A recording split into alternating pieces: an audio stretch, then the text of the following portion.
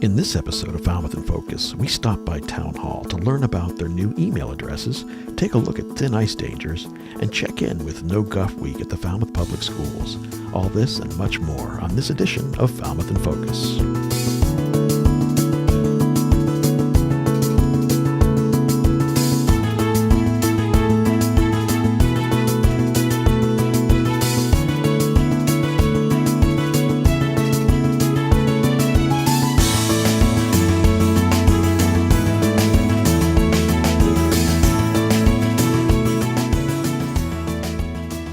Hello and welcome to Falmouth in Focus, FCTV's current affairs program. I'm your host, Michael Kasparian. We start off this week's episode at Falmouth Town Hall, where the town's website and email addresses are being transitioned to a .gov format. Falmouth IT Director Greg Banworth gave us an update on this plan. So I'm Greg Banworth. I'm the Director of Information Technology for the town of Falmouth. And we got a lot of interesting things going on in 2019, mainly changes in our communications and the way that we're presenting ourselves on the website. And the biggest change that we're seeing is we're moving from falmouthmass.us, which is what you type into your web browser, or the address that you use when you contact a town employee, is going to change to falmouthma.gov. Likewise, our fire department, which is traditionally falmouthfire.us, is going to become falmouthfirema.gov, and our police department will become falmouthpolicema.gov. And the great thing about the .gov web space is it's a federally regulated URL. So it's something that if you see .gov on the end of a web address, then you can be pretty confident that it's a government-sanctioned entity. And we live in a time these days where there are a lot of public services, either through the town of Falmouth or the state of Massachusetts, that aren't really government-run, but there are a lot of companies that kind of try to pretend to give you government services at an extra cost. So the .gov namespace is what we use to differentiate what we ask people to rely on, knowing that they're dealing with a government-sanctioned entity. So what we're going to be seeing in the first quarter of 2013 is each town employee's email address is going to move from the falmouthmass.us space to falmouthma.gov. And internally, what that means for us is we're going to have much better communication tools for our email systems, just better ways for us to engage, kind of a new tool set behind the scenes that we can use to kind of track some of our responses and engage the public. We don't have a specific schedule of when all this stuff is going to happen, but we do know it's going to be in the first quarter. So if you're emailing somebody from the town and you get an auto reply saying that their email address has changed from falmouthmass.us to falmouthma.gov, then we've converted that particular person along our migration path. And all we ask you to do is just to upgrade your contact list, that any emails sent to the old falmouthmass.us address will still be received by the recipients. And we plan to extend that feature, keeping the old falmouthmass.us email namespace at least until July of 2019. We'll extend that if we find out there's a lot of communications still going there, but we assume that by mid-year we'll have enough notifications out that most people have updated their contact lists. Likewise, the website is going to change from falmouthmass.us to falmouthma.gov. The good news with that is both the falmouthmass.us and the falmouthma.gov namespaces are basically interchangeable. So you can type in falmouthma.gov right now and still get to our website, though the top of the website is going to read falmouthmass.us. And by mid-2019, I expect that whether you're typing in falmouthmass.us or falmouthma.gov, you'll land on the Town of Falmouth website, and that URL at the top of your browser bar will always read falmouthma.gov. So we're very excited about these changes. We expect them to finalize by mid of 2019. If you're communicating with any town employees via email, you'll notice that many people by February and March will be moved over to the new system. You'll know this by getting an auto reply when you send to their older email address to request changing their email address to the new falmouthma.gov namespace.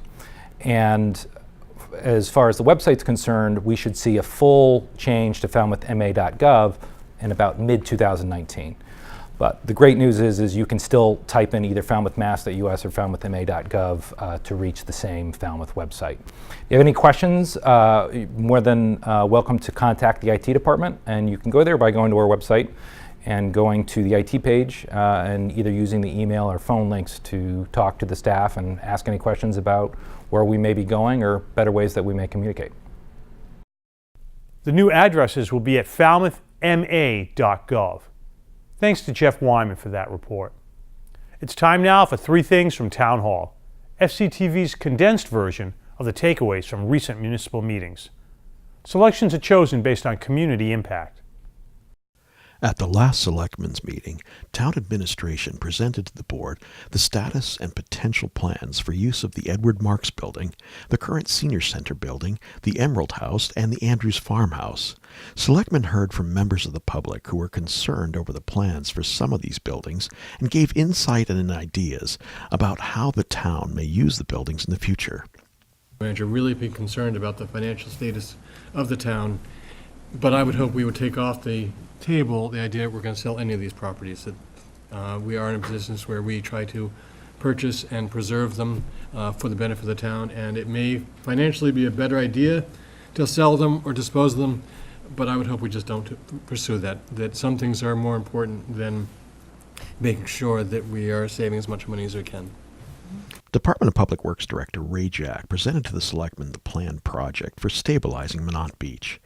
The plan focuses on the western side of the beach, citing the use of groins pushing out into the water to help reduce the effect of the current washing away the sand on the beach. The Selectmen discussed the project and ultimately decided to take Public Works recommendations and gave the Director authorizations to move forward with the project, focusing on groins and beach nourishment. Coastal Resilience Action Committee recommendation was for nourishment only. The endpoint that is understood is that there will be a loss of the beach over time, eventually a loss of the road, and then the question becomes what to do. So the expectation for the most part is this is going to occur over a fairly slow period of time, 38 years, as a result of erosion. I'm sorry, but I just feel like it's the right thing to do. As we said, we saw what happened with the last nourishment project without any additional measures, and it caused a big problem. I also agree with that, given the difficulty we have getting the dredge to get here for our inlet dredging. If we're going to have it every year, I don't think we're going to get the dredge here often enough to be able to do it. And if this is going to slow that down, I don't think groins work. I think they slow down the process. They don't stop it. I agree. And I think there are people looking for them to stop it and say, you can't stop it, but you might be able to slow it down a little bit. The Selectmen also conducted interviews for positions open on the Zoning Board of Appeals and the Board of Governors for the Steamship Authority. The Selectmen appointed 2 members to the Zoning Board, with 3 candidates applying. Only 1 position can be filled for Falmouth's spot on the Steamship Authority's Board of Governors. There was some debate regarding the steamship appointment, citing one of the applicants, former board member Elizabeth Gladfelder, having some conflict concerns with her role on the Conservation Commission. The board finally decided on going in a new direction with Falmouth's representation on the Steamship Authority Board of Governors. Work on the vineyard, that operation is really important to the vitality of the citizens of Falmouth, and I think we actually, in terms of maintaining a viable operation, need to respect the fact that Betsy's there. This HMS report calls for changes. My experience is that the kind of changes they're asking for really need to come from within the organization. It's not a top-down thing. You actually literally have to start getting people to take responsibility for the quality of the work that's being done, and you need to draw out of them what it is that they think should happen to make that operation work in a higher, more efficient way. I've been through that process myself. I was impressed. It's not a top-down thing, so Mr. Davis is probably going to have to loosen up his ear and listen to what's coming out of the organization. To see the meetings in their entirety, check out Government Channel 15's program schedule at fctv.org. We're going to take a quick break to hear about an adoptable cat from People for Cats. And when we return, we'll check in with Deputy Chief Scott Thrasher from the Falmouth Fire Rescue Department to get some information about avoiding cold water dangers. Stay with us. Jinx is a pretty brown, tabby domestic medium hair female. This 7.5-year-old little lady sports a beautiful fluffy brown tabby coat accented by amber-colored eyes. She's a spunky, friendly little cutie who loves attention. Jinx came to PFC along with her housemate Juno when their previous owners, Baby, developed an allergy to the cats. They were not bonded, so Juno has already found another home. Jinx has now been spayed and will be seeking her own forever home as soon as she recovers from the spay. Why not come in and meet this little cutie and see if she'd fit in with your own family? To learn more about Jinx, please call People for Cats at 508-540-5654 or come by the shelter during operating hours. Welcome back. This winter, we've seen a wide range of temperature fluctuations, where local ponds and bogs freeze and thaw frequently, making any ice a potential danger. We spoke with Deputy Chief Scott Thrasher of the Falmouth Fire Rescue Department, who gave us some tips on how to remain safe outdoors. So the position of the Falmouth Fire Rescue Department is that we don't endorse the use of any outside open bodies of water for ice activities. And the reason being that you just can't ensure the safety on those frozen bodies of water. We can't significantly say it's safe for you. There's only one safe sheet of ice in the town of Falmouth, and that's at the Falmouth Ice Arena, where they have many activities and public skates available for everyone. First of all, stay off the ice. That's the best way not to have an issue. What we find is a lot of times, particularly here at the bogs where people take their dogs for a walk, we'll get called for pets or animals that fall through the ice. And we don't want anyone to endanger themselves going out to rescue their pet or another animal.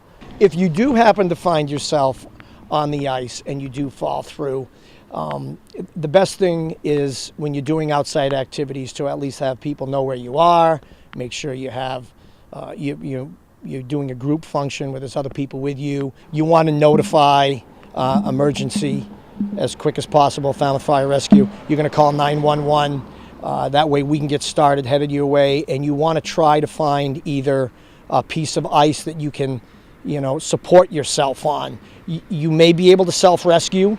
You may be able to get to a shallower part if the ice continues to break, but if you can't, get yourself out, which is really in the early part, is when you're going to have your best opportunity to, before you start losing your ability to use your muscles, is you want to try to get to shallower water, try to keep above the water. We don't want to be doing a subsurface rescue, and try to get yourself stabilized and supported on what ice is there by spreading out your arms over the surface of the ice and try to maintain your body heat and hang on that ice shelf, because that's where we're going to come and try to get you out as quick as possible. You'll see some pictures on this presentation of some ice training that we've done at the Goodwill Park on Gruce Pond, and we'll have someone in the water and the rescuer will go out on a tether in an ice suit. They're waterproof, they're extremely warm, and we'll go out to the rescuer and we try to go, we talk to them, but we'll go to the right or to the left depending upon conditions, and we will try to get down on the ice and spread our weight out over the ice, and we'll slide around to the back of where the person went through that open area of water, because we don't want to break the ice shelf that they are being supported by. And then we'll come into the water, and then we have different rescue equipment that we can clip onto our tether to get around them. And the first thing we really want to do is we want to get with them and get them supported by the collar that's attached to our line or the board. We have a couple of different options we can use depending upon the conditions. It's up to the rescuers and what they see. And then we'll want to get them supported so they don't go under. Once that is done, then we use the crew on shore. We'll give a signal by circling our arm over our head like that, and that means take up the slack. And then when we do it again, they'll pull the victim out of the water, and we're tethered right behind the victim, and then we'll kick ourselves out as well, and then we all get pulled in on the ice, laying down on the ice. And this can also occur with a sled, where we can put the victim on a sled if we have very compromised ice and we don't want to be dragging the person through ice that's broken in multiple areas. We can use a sled that actually supports and floats with runners under it, and then we get tethered behind that as well. Remember, the fire department reminds you that the best way to stay safe is to stay off the outdoor ice at all times. Thanks to Bob Fenstermaker for that story. The Good Neighbor Energy Fund has provided energy assistance to hundreds of thousands of residents since the fund started 34 years ago. Good Neighbor Energy Fund is a cooperative of Massachusetts energy companies that is around to help assist families or households that need temporary assistance with their energy bills. Because sometimes you run into a temporary financial crisis, you've temporarily lost a job, or have some other kind of expenditure that has come up with your home or your car, and it's just diverted funds away from something. And the Good Neighbor Energy Fund is something that will help get you over that interim so that you're able to make your obligations. Fund started in 1985, so we're 34 years into the program, and it's helped about 88,000 or so customers over those 34 years. And we've helped with about, I think, $21 million. So it's a great program, and not a lot of people are aware of it. So we're trying to make sure people who are in a temporary financial crisis understand that resource is there for them. Well, we try not to turn anybody away, of course, and we do normally, on average, help about 2,000 to 2,500 customers a year. So, right now our grant is $300 this year. Last year it was a little higher because we had more funding. So we would love to, get more money into the account so that we could help more people. The more money's in there, the more we can help, or the higher the grant. So this year we had to lower it a little bit because the funding isn't quite there where it was last year.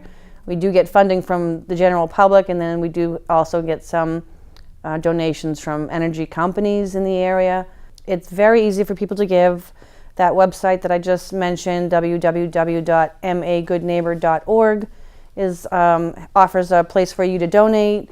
We also put green envelopes into your energy bills. If you've noticed those green envelopes when you open up your electric or your gas bill, the green envelopes are there to help awareness, and if somebody wants to contribute, any donation is welcome.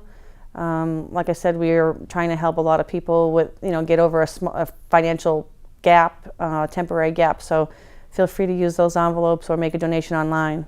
It's a great program. Like I said, if you're not eligible for a state or local or federal fuel assistance or energy assistance, Good Neighbor Energy Fund is a great tool that can help a lot of families get through a tough time. And we hope you reach out to the Salvation Army or the Good Neighbor Energy Fund if you do need that assistance. The fund has raised over $21.5 million since it began. Thanks to Alan Russell for that story. Independence House has assisted survivors of domestic and sexual violence on Cape Cod for over 40 years. We spoke with Chris Morin, Director of Prevention, Education, and Outreach, about the services they provide to clients throughout the Cape. We have three major programs. One is being domestic violence, sexual violence, and the courts. So in both the domestic and sexual violence programs, our main service is counseling. We also have, in the courts, we have advocates at the 4 courts on the Cape Cod, Superior, and District in Barnstable, and then Falmouth and Orleans. Independence House main office is in Hyannis, but we also have offices in Falmouth, Orleans, and Provincetown. Some people want to know exactly what happens when if I decide that I need some help. So we have a pretty easy process. Number one, you can walk in at any time. We prefer an appointment because then we'll know there's a counselor there for you. You could call the hotline. The counselor on the line will talk to you and find out if you need any immediate needs, explain to you what happens when you come. The first step is we call the intake. And we set up an appointment, and the counselor meets with you, and we have some paperwork to fill out.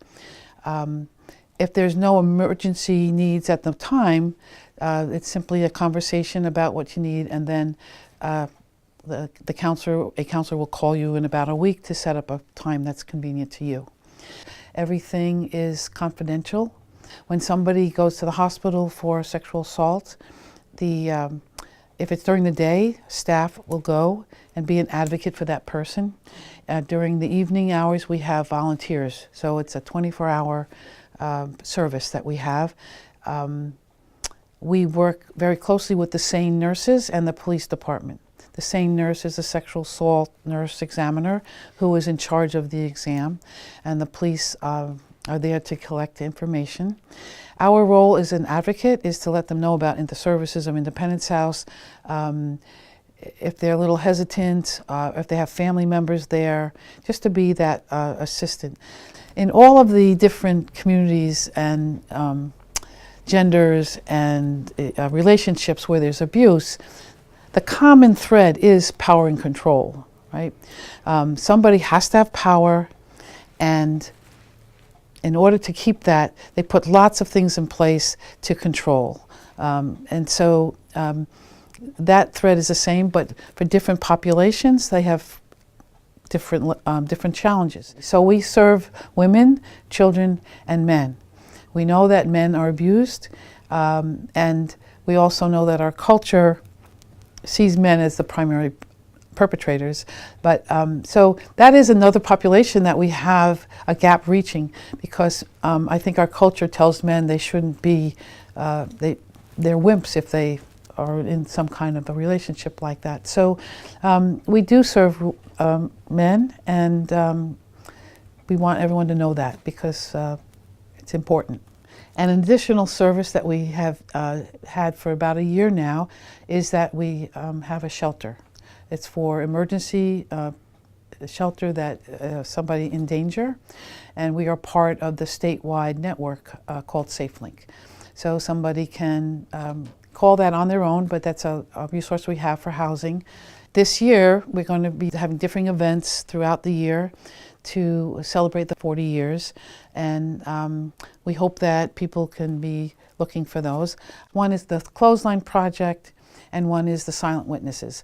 They both are physical displays of people who have experienced abuse in any form, and the Silent Witnesses actually are life-size figures of people who have died due to domestic violence in the past year in Massachusetts. So these are very moving displays, and we one of the reasons that we show these things is because the subject is so hard to talk about, but it does bring it to people's attention that it's still, we still have to work on this issue. Last year, Independence House served over 9,300 people on the Cape. We'll learn more about the Falmouth office of Independence House next month. Thanks to Andrew Richards for that report. After this short break, we'll stop in at Falmouth High School during No Guff Week. Stay with us.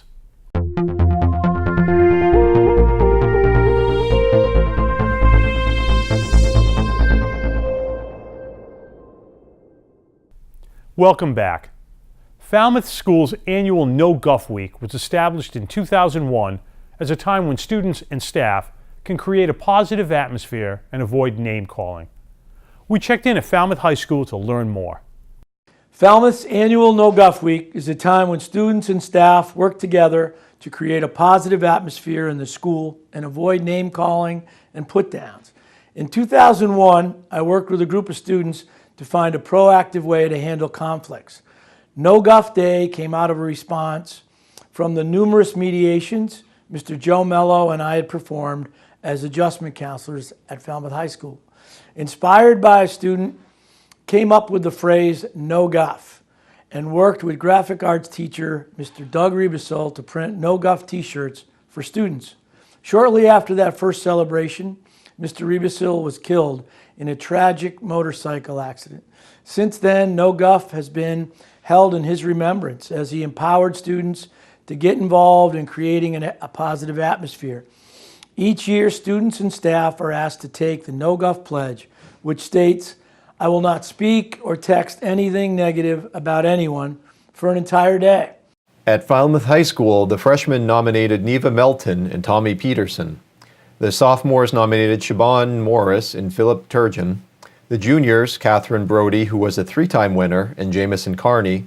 The seniors, Danielle Shea, who was a 4-time No Guff winner, and Brian Lydon. The principal's award went to Zaria Kane Williams. Staff members who were nominated were Lindsay Ruthin, who was a 4-time winner, and Daryl Morey, who was a 7-time winner. The No Guff Community Spirit Award winner was Darlene Braga. This year's No Guff Week marks the 18th annual observation of a tradition unique to Falmouth. No Guff Week is a time to celebrate respect and anti-bullying. No Guff Week encourages celebrations of respect, community, and unity. In the schools, it is a time when students and staff work together to create a positive atmosphere in the school and avoid name-calling and put-downs. The theme this year for 2019 is Do Good Things. Local businesses, Cavosa Disposal Corporation and Cape Cod Aggregates donated funds for this year's No Guff Week t-shirts. I'd like to thank Mrs. Crago and Mrs. Geisiger from the VIP's office who have made a huge impact on No Guff Week throughout our community, and Mrs. McKenzie from Student Activities who has helped organize this year's celebration here at FHS. Thank you. Thanks to Ryan Weber for that coverage. On this month's fishing report from My Fishing Cape Cod, founder Ryan Collins travels to Costa Rica and shares with us some video from his kayak. Oh, right off the bow. Oh, this is my best chance yet. Come on. I think is there one behind it? Oh, he went for it. Oh, I'm on. Oh, what a ridiculous hit. You've got to be kidding. Oh, look at the whole school of them. Whole school of roosters. Oh, now I just got to hold on for dear life. Just insane. Oh, wow, he's coming right up. Holy cow, what a fish. Oh my God, look at him. He's got to be close to 50 pounds, if not 50.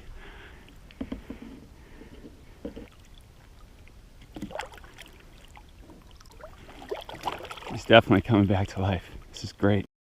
Man, these fish are just so powerful. Oh no. I don't know how the heck I'm gonna do this. Oh, ridiculous. Maybe if I'd go upside down. That works out okay, actually. I'm actually making decent progress. I've got him right here. Oh, what a beautiful fish. And there's my rod.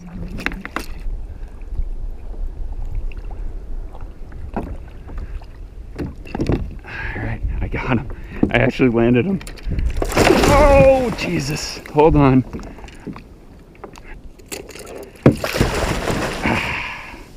But what a fish, especially on the broken rod.